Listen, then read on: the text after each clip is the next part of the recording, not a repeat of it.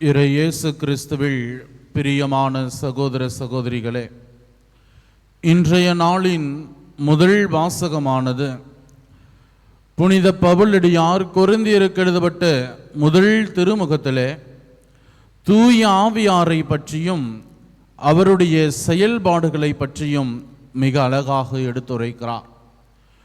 தூய ஆவியார் முழுமையின் மொத்த வடிவமாக முழுமை தன்மை கொண்டவராக இருக்கிறார் என்பதை இன்றைய நாளின் முதல் வாசகம் நமக்கு எடுத்து எம்புகிறது. உடலில் முழுமைத்தன்மை இல்லாததை நோய் என்கிறோம். மனதில் முழுமைத்தன்மை இல்லாததை தெளிவின்மை என்கிறோம். உறவில் முழுமைத்தன்மை இல்லாததை பிரச்சனை என்கிறோம். இந்த அனைத்து விதமான முழுமைத்தன்மை இல்லாதவ அனைத்தையுமே முழுமையாக மாற்றக்கூடியவர் தூய ஆவியாராக இருக்கிறார். தூய ஆவியார் முழு உண்மையாக, முழு விடுதலை அளிப்பவராக, முழு சுகம் அளிப்பவராக இருக்கிறார்.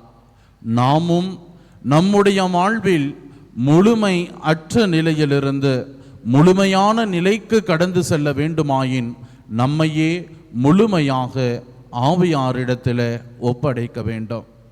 இயேசுவில் பிரியமான சகோதர சகோதரிகளே, இன்றைய நாளின் நற்செய்தி வாசகத்திலே நேற்றைய நாளினுடைய அந்த ஒரு தொடர்ச்சியை நாம் பார்க்க முடிகிறது.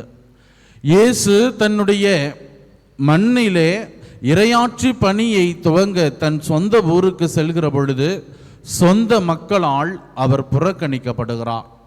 அவ்வாறு புறக்கணிக்கப்பட்ட பிற்பாடு அவர் கப்பர்நாகமுக்கு வருகிறார். அங்கு மக்கள் அவரை ஏற்றுக்கொள்கிறார்கள்.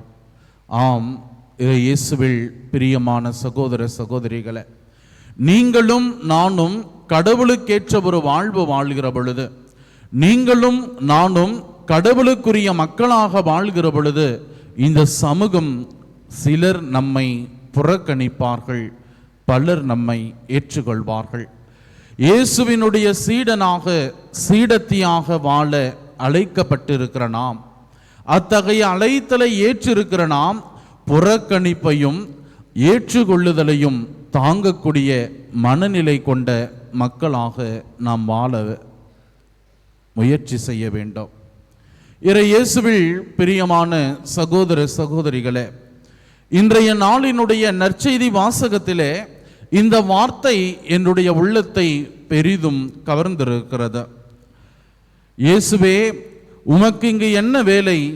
எங்களை ஒழித்து விடவா வந்தீர்? நீர் யார் என எனக்கு தெரியும். நான் யோசித்து பார்க்கிறேன், இயேசுவை யார் என என் வாழ்விலே நான் அறிந்திருக்கிறேனா? தீய ஆவி கூட இயேசுவை யார் என முழுமையாய் அறிந்திருக்கிறது.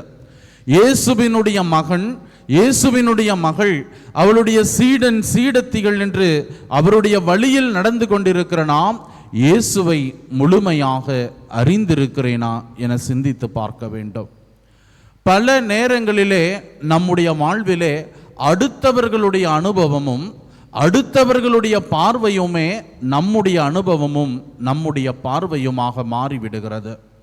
அடுத்தவர்கள் மற்றொரு நபரை பற்றிய ஒரு முற்சார்பு எண்ணமும், அடுத்தவர்கள் இன்னொருவரை பற்றிய அந்த அனுபவத்தை அவர் நம்மோடு பகிர்ந்து கொள்கிற பொழுது நாமும் அதை அப்படியே ஏற்றுக்கொள்கிறோம்.